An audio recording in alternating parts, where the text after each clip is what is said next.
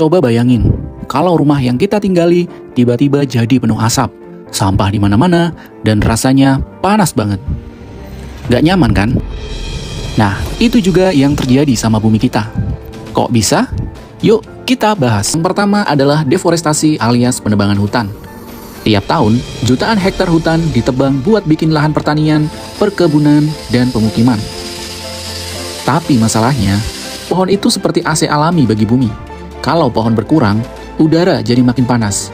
Banyak hewan kehilangan rumahnya, dan polusi udara semakin parah. Polusi udara ini juga nggak main-main. Asap dari kendaraan, pabrik, sampai kebakaran hutan bikin kualitas udara semakin jelek. Hasilnya, bumi semakin panas, es di kutub mencair, dan cuaca semakin nggak karuan.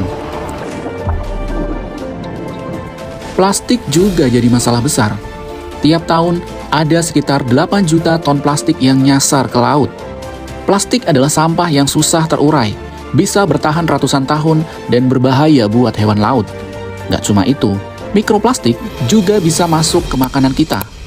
Jadi, tanpa sadar, kita ikut makan plastik.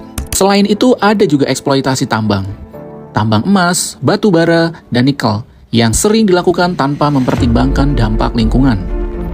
Akibatnya, hutan gundul, tanah rusak, sungai tercemar, dan masyarakat sekitar kehilangan lahan mereka. Tambang memang penting buat ekonomi, tapi kalau nggak diatur dengan baik, malah jadi bencana. Semua ini berkontribusi ke perubahan iklim. Gas-gas seperti karbon dioksida dan metana makin banyak di atmosfer dan bikin suhu bumi naik. Ini yang disebut efek rumah kaca.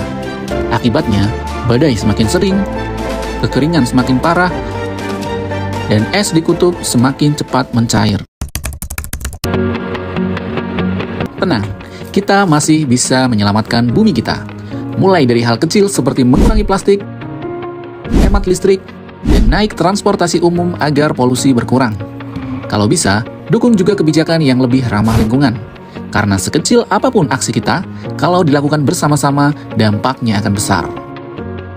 Jadi, sekarang kita tahu kalau aktivitas manusia punya dampak besar buat lingkungan. Yuk, mulai sekarang kita lebih peduli sama lingkungan, agar semakin banyak yang sadar pentingnya menjaga bumi.